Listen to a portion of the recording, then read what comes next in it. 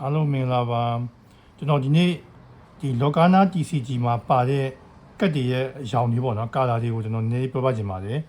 လောကာနာမှာဆိုလို့ရှိရင်စုစုပေါင်းကတ်အယောင်6မျိုးရှိတယ်ပေါ့နော်6မျိုးကိုသူကနာမည်ပေးထားတဲ့ပုံစံကတခြားကတ်ဂိမ်းတွေမှာပြောတဲ့အားနဲ့မတူဘူးပေါ့နော်သူကအဓိကတော့ဟိုကလေးတွေပိုစိတ်ဝင်စားအောင်နောက်ပြီးတော့မှဟိုစိတ်ဝင်စားဖို့ကောင်းတဲ့နာမည်လေးတွေပေးထားတာပေါ့အခုဒီမှာဆိုရင်ကျွန်တော်တို့ဒီမှာအယောင်6မျိုးကျွန်တော်တွေ့ရအောင်ပေါ့နော်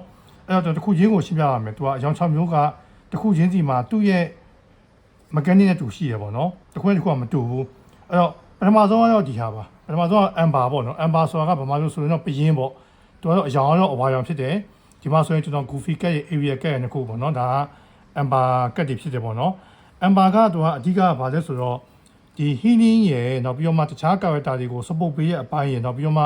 ှသူတို့ protect လုပ်တဲ့ဟာကိုအဓိကဦးစားပေးရဲ့အယောင်နဲ့ကျွန်တော်ယူဆလို့ရတယ်ပေါ့နော်နောက်ဒါ MRP ရဲ့ခါမှာနောက်တစ်ယောက်ကဘာလဲဆိုတော့ amethyst လို့ခေါ်တာပေါ့အယောင်ကတော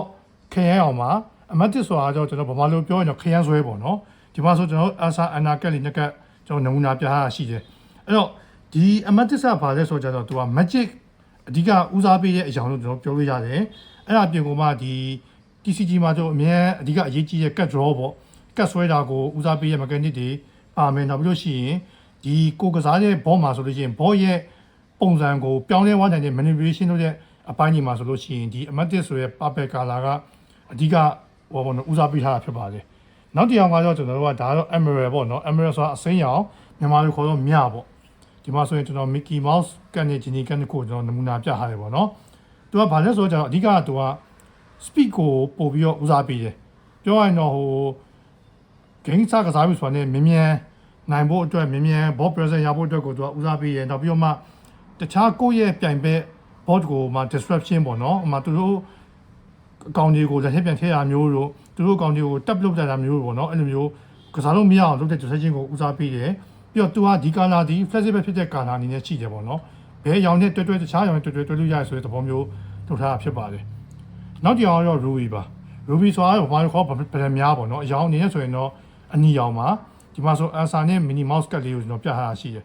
ruby ကတော့အမှန်ပြောရင်ကျွန်တော် TCG အသုံးလုံးရဆိုရင်တော့ aggro ကတ်ပေါ့နော် aggressive ဖြစ်တယ်ဟိုတခြားပြိုင်ဘက်ရဲ့အကောင့်တွေကိုမြင်မြန်ရှင်းပြမယ်ပြီးရင်ဟိုနိုင်အောင်လုပ်မယ်ပေါ့နော်သူကအဲ့ဒါကိုဦးစားပေးရသူက damage ကို direct damage dealing လုပ်တဲ့ဟာကိုဦးစားပေးရပြီးလို့ရှိရင်တခြားသူတွေရဲ့ key piece တွေကို remove လုပ်တဲ့အပိုင်းကိုသူကအဓိကသွားပြီးတော့မှနိုင်အောင်လုပ်တယ်ပေါ့ဒါကတော့ ruby ဘိုင်းမှာနောက်တစ်ခုကတော့ sapphire ပါ sapphire တော့ဒီမှာဆိုအယောင်နေနဲ့အပြာရောင်ပါမြန်မာလိုဆိုရင် sapphire ဆိုတာနီလာပါအော် sapphire color ကအဓိကဘာလဲဆိုတော့ item တွေကိုပေါ့နော်ဟိုပြည့်စုံပြော item တွေကိုတုံးပြီးတော့အဓိကတုံးတဲ့အကြောင်းဖြစ်တယ်ပြီးတော့မှအဲ့ဒါအပြင်ကမှကိုယ့်ရဲ့ resource ပေါ့ဒီမှာဆိုလို့ရှိရင် local မှာဆိုရင်သူ့ရဲ့ resource ကဒီ ink မှာဒီ resource ramping ပေါ့ပြောရရင်တော့ဟိုတတ်မှတ်ထားတဲ့အနှစ်တိုင်းမှာသူများကြီးရတဲ့ resource တွေပို့ပြီးတော့မြင်မြန်ရအောင်လို့ ram လုပ်ပြီးတော့မှ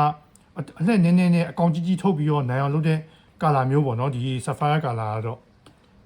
့နောက်ဆုံးတော့ကျွန်တော်ကဒါ steel ပါ steel ကတော့ဒီမှာဆိုလို့ရှိရင်အရောင်နဲ့ဆိုလို့ရှိရင်တော့ကျွန်တော်ကငွေရောင်သို့မဟုတ်ခဲရောင်ပုံစံမျိုးပေါ့နော် steel color ဖြစ်ပါတယ်သူကတော့အဓိကဘာလဲဆိုတော့ဒီမှာပါတဲ့ character ပေါ့နော်ဒီအကောင်လေးတွေရဲ့ဒီ strength တို့နောက်ပြီးမှသူရဲ့ well power တို့ defense တို့အဲ့ဒါတွေကိုအဓိကဦးစားပေးတယ်ပြီးတော့မှ bot control နဲ့ပြောရင်တော့ဟိုကိုယ့်အကောင်တွေဘောမှာရောက်တဲ့ကောင်တွေကိုမသိအောင်တန်းအောင်ထိန်းပြီးတော့မှတခြားသူတွေကိုဖိအားပေးနိုင်ရွေးပုံစံမျိုးကိုတွားရများပါတယ်အော် steel ကလည်းအမှန်ပြောလို့ရှိရင်တခြား color တွေနဲ့တက်တယ်လို့ပေါင်းပြီးတော့တွားလို့ရတဲ့သဘောမျိုးတော့ရှိတယ်ပေါ့နော်နည်းနည်း neutral ပို့ဖြစ်တယ်ပေါ့ steel ကတော့အဲ့တော့ဒါကတော့ကျွန်တော်တို့ဒီ local မှာဆိုရင်သူကက်အယောင်6မျိုးရှိတယ်သူ့ရဲ့ game စီးမြင့်ရဆိုလို့ရှိရင်အများဆုံးအယောင်2မျိုးပဲသူကဆက်လို့ရတယ်ကြိုက်တဲ့အယောင်2ခုပေါ့နော်ဟိုကိုစိတ်ဝင်စားတဲ့ကိုပေါင်းကျင်တဲ့မတူတဲ့ mechanic ကိုဦးစားပေးကာလာတစ်ခုကိုဆက်ပြီးတော့မှကျွန်တော် deck ကြီးဆောက်လို့ရတယ်ကဲလို့ကိုကလုံးနိုင်လို့ရှိရင်တော့ကာတစ်ခုဆောက်အောင်ဆောက်ဒါပေမဲ့ဘယ်လိုပဲဖြစ်ဖြစ်ကာလာ2ခုတည်းပို့ပြီးတော့ပေါင်းလို့မရဘူးပေါ့နော်အဲ့တော့ကာလာ1မျိုးဒါမှမဟုတ်ကာလာ2မျိုးနဲ့ပေါင်းပြီးတော့ deck ဆောက်ပြီးတော့မှကျွန်တော်တို့ဒီဟာကိုနိုင်အောင်ကစားရမှာဖြစ်ပါတယ်ဟုတ်ကဲ့အဲ့ဒါတော့ကျွန်တော်ဒီနေ့လောကနာမှာပါတဲ့ကတ်တွေရဲ့အယောင်နဲ့သူတို့ရဲ့အဓိက focus ထားတဲ့ mechanic တွေပါလဲဆိုတော့ရှင်းပြသွားတာပါအားလုံးကိုကျေးဇူးတင်ပါတယ်ကျွန်တော်နောက်ကြမှာပဲကျွန်တော်ဒီလောကနာကတ်တဲ့ပတ်သက်ပြီးတော့မှထပ်ပြီးတော့ပြောမှာဖြစ်ပါတယ်